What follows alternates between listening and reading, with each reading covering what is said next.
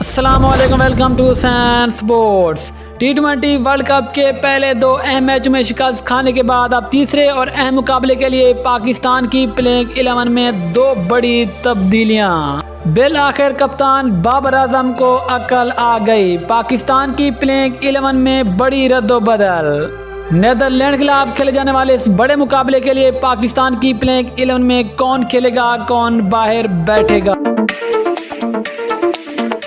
दोस्तों, आपको तफसील से आगाह करते चलें कि T20 वर्ल्ड कप के बड़े दो अहम मुकाबलों में पहले भारत ने और फिर जिम्बाब्वे ने पाकिस्तान को दी शिकस्त। लेकिन पहले दो अहम मैचों में शिकस्त खाने के बाद अब सेमीफाइनल में पहुंचने के लिए अब अगले मुकाबले नीदरलैंड के खिलाफ पाकिस्तान की प्लेइंग 11 में होंगी दो बड़ी तब्दीलियां।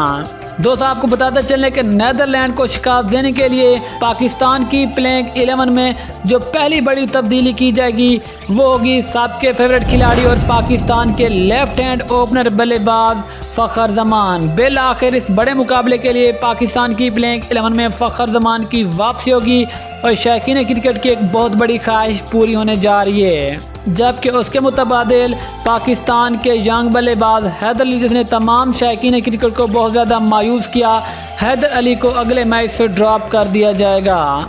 जबकि इसके अलावा जो दूसरी बड़ी तब्दीली होगी पाकिस्तान की प्लेइंग 11 में वो होगी पाकिस्तान के हार्ड हिटर बल्लेबाज आसिफ अली की भी पाकिस्तान की प्लेइंग 11 में वापसी होगी। तो आपको साथ ये भी आगाह करते चलें कि पाकिस्तान के तेज़ फास्ट बॉलर शाहीन शाह अफरीदी जो कि मुकम्मल तौर पर फिट नहीं है और ज़राए के मुताबिक अब नीदरलैंड के खिलाफ शाहीन शाह अफरीदी पाकिस्तान की प्लेइंग 11 का हिस्सा नहीं बनेंगे और शाहीन शाह अफरीदी की जगह पाकिस्तान के हार्ड हिटर बल्लेबाज आसिफ अली को पाकिस्तान की प्लेइंग 11 में शामिल किया जाएगा। इसके अलावा दोस्तों, पाकिस्तान की वही सेम टीम मैदान में उतरेगी जो कि इससे पहले जिम्बाब्वे के खिलाफ मैदान में उतरी थी।